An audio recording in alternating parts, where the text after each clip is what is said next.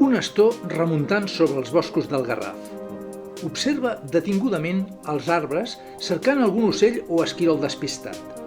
Aquesta és una imatge no gaire freqüent. Normalment, l'astor és una espècie realment difícil de veure.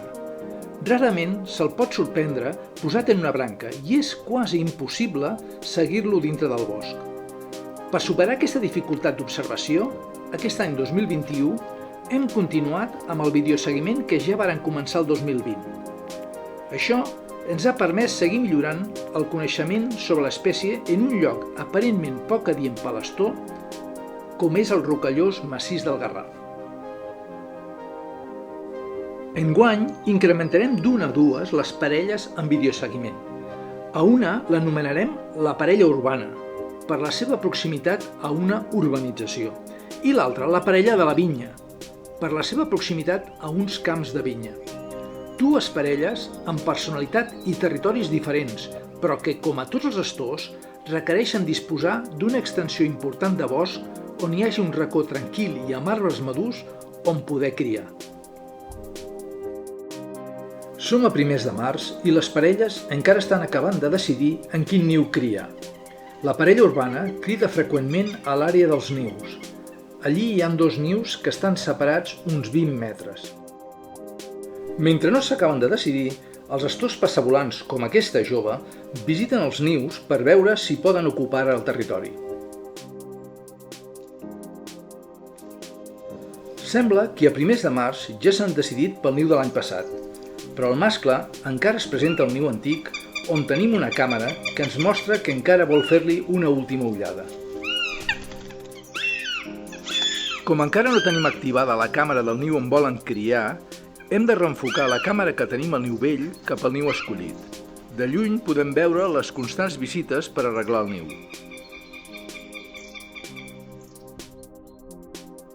Un cop feta la feina, el mascle sovint es posa en una branca vigilant els seus dominis. El 19 de març sembla que ja s'ha produït la posta del primer ou i ha començat la incubació. De vegades, el mascle es desplaça al niu vell on llueix el seu plomatge marró i grisós i les seves visibles celles blanques.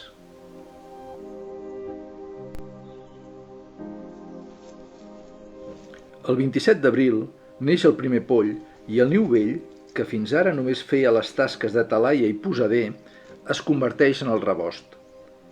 El mascle deixa les preses i la femella surt del niu de cria per venir a recollir-les i poder alimentar els nouvinguts. Ja és el moment de presentar-vos els protagonistes de la parella urbana. La femella és força grossa i té el plomatge amb tons marrons, i les seves principals tasques són mantenir el niu net, protegir els polls i donar-los de menjar.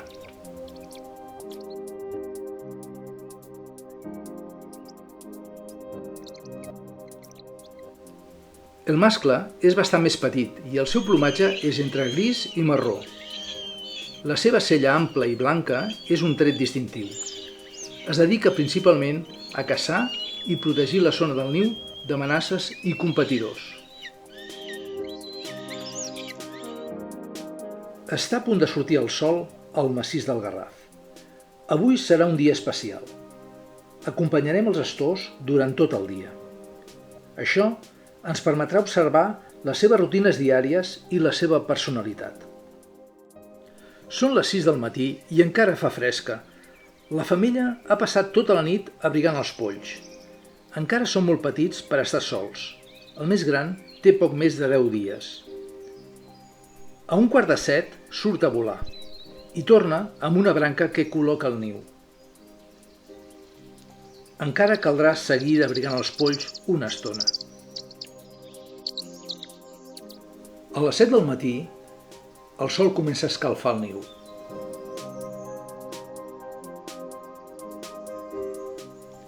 La femella surt i al cap de 20 minuts torna amb una presa que li ha passat al mascle i comença a peixar els polls.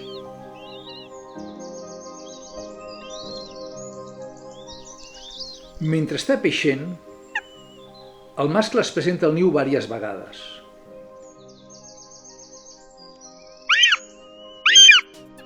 La primera visita dura només un segon. La segona, 2 segons.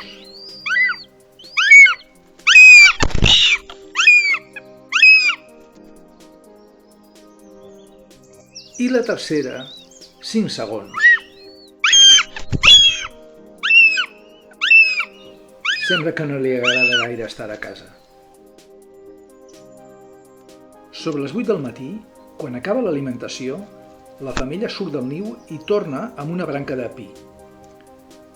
Tenir el niu en condicions és fonamental per l'èxit de la criança.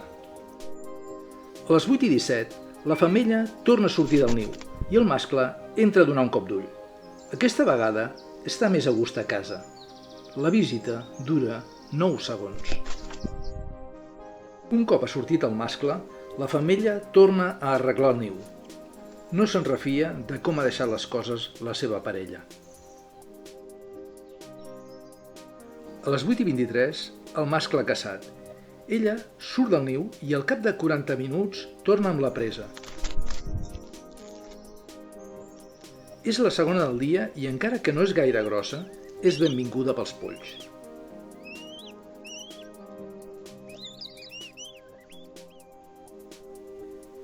La femella espera pacientment en una branca lateral.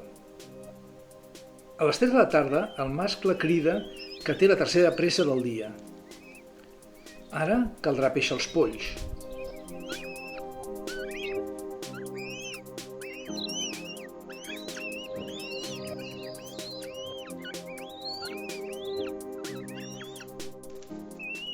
I com després de cada àpat, caldrà posar una branqueta per deixar la taula neta i polida.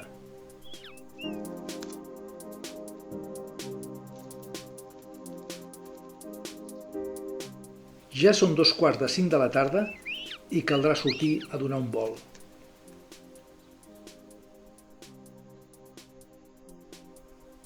La sessió de tarda és molt més tranquil·la que la del matí. Els polls estan pràcticament sols quasi 4 hores. Moltes vegades la femella se'n va descansar al niu de la talaia. De fet, està quasi 4 hores fora, encara que aproximadament cada hora torna un minut per revisar l'estat dels polls i torna a marxar. A 8:45 es comença a fer fosc. Cal tornar i preparar-se per passar la nit. Demà serà un nou dia. I de la parella de la vinya què sabem? Aquesta parella té 3 nius al territori. Un de molt vell, en el que aquest any no han mostrat cap interès, segurament pel creixent trànsit d'un senderol que passa a pocs metres. Un altre més amagat, també prop d'un senderol. I finalment l'escollit ha estat el que està en el lloc més apartat del bosc i en el que, com veieu, estan criant 3 polls. Aquest niu està només a 7 metres d'alçada i és un dels més baixos del Garraf. Aquí us presentem el mascle i la femella. El seu aspecte té molts paral·lelismes amb els de la parella urbana. La femella és gran, amb el plomatge molt marró, i el mascle és més petit, compacte, però més marró que l'altra parella. La cella també és marcadament més blanca que la de la femella. Aquí veiem la femella peixent els seus 3 polls. La posta d'aquesta parella es va endarrerir una setmana respecte a la parella urbana. Però segons veiem, sembla que als polls els va força bé.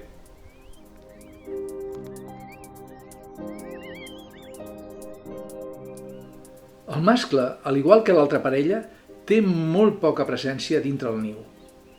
Només quan ja han volat els polls la seva presència es fa més habitual per forçar-los a volar. El manteniment dels territoris i l'èxit reproductor es fonamenta en la disponibilitat de preses. Aquí és on l'astor demostra la seva adaptabilitat al medi, on és capaç d'aprofitar qualsevol animal que visqui al bosc o a les seves rodalies. Si revisem les captures de les dues parelles, observem que les preses més freqüents han estat els tudons, seguit de les merles, tórtores turques, esquirols, gats, conills i garses. A nivell de biomassa aportada, la principal presa ha estat el tudó, seguida dels conills. Les particularitats de cada territori es reflexen en el nombre de preses de cada tipus. Així, el conill és presa corrent en la parella de la vinya, on aquest aprofita el substrat sorrenc i els espais oberts, i és excepcional en la parella urbana, on aquest mamífer és substituït principalment per l'esquirol. Per una altra banda, les tórtores turques són molt freqüents en la parella urbana i rares en la parella de la vinya. El tudó és la presa més freqüent en les dues parelles, ja que es troba tant en les urbanitzacions com prop dels camps. La merla és un dels ocells més abundants al bosc i això es reflexa en la dieta.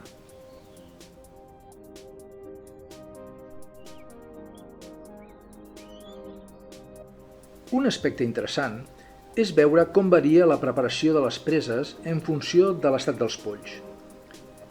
Quan són petits, aquestes arriben sempre al niu desplomades, però a partir de que els polls estan a punt de volar, els adults les deixen emplomades perquè siguin els joves astors qui les desplomin. La velocitat de creixement dels polls és espectacular. Ara veurem com van canviant ràpidament en una seqüència d'imatges de 4 en 4 dies. El poll més gran ja té uns 10 dies. El plomissol és llarg i blanc grisós, i la mare està quasi tot el dia pendent dels pollets. Als 14 dies, el plomissol es manté semblant. Els polls es mouen arrossegant-se amb gran esforç i la mare encara es manté molt temps amb ells. Als 18 dies ja es veuen les puntes de les primàries sota el plomissol i es mouen agenollats amb facilitat. Ja estan moltes estones sols, però la mare encara els alimenta. Als 22 dies, les plomes de les primàries i la cua es veuen manifestament. Es desplacen pel niu fent equilibris i els polls comencen a menjar sols però amb dificultats.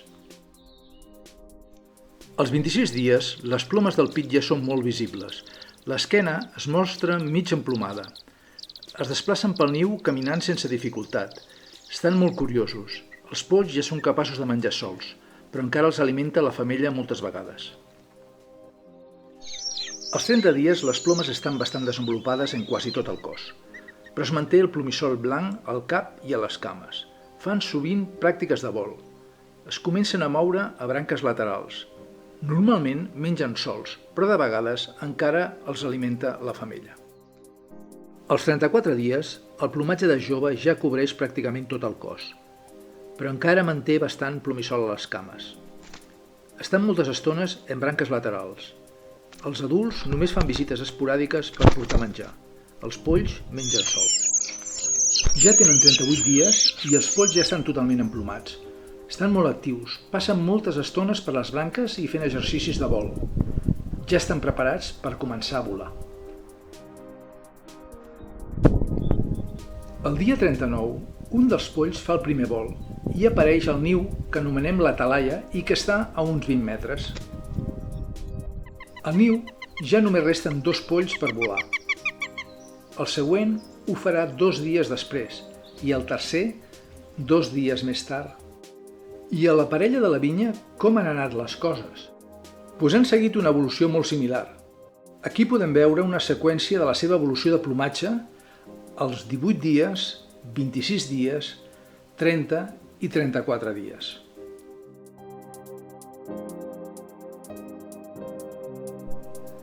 El primer poll vola als 37 dies. Aquí el podem veure el dia 38 en un arbre veí. Aquest any, la cria ha estat un èxit total. L'existència d'un niu vell a uns pocs metres converteix aquest en un punt especial molt utilitzat per la parella urbana. Unes vegades com a talaia i lloc de descans, i altres, com veiem aquestes imatges, un rebost des d'on els adults porten les preses al niu.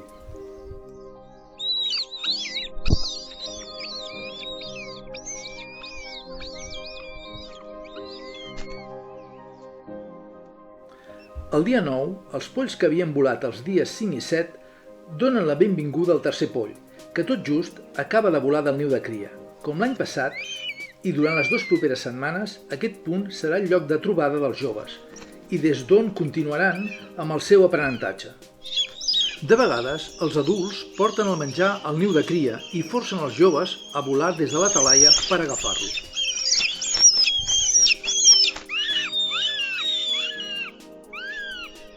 Altres vegades és al revés i porten el menjar a la talaia per aconseguir que els polls volin fins ella.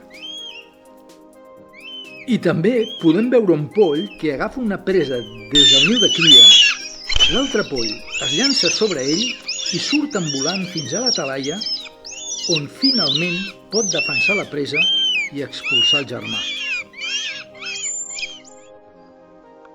La talaia s'ha convertit en un lloc tan familiar que fins i tot et pots divertir jugant amb els cables de la càmera. El 10 de juliol és l'últim dia en què es presenta un jove a la talaia.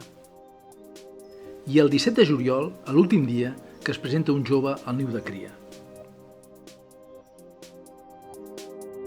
El 19 de juliol donem el projecte per finalitzat i decidim desmuntar el sistema de càmeres. Aquesta temporada hem tornat a viure una experiència intensa i agraïda, on hem après algun dels secrets que amaguen els estors del Garraf.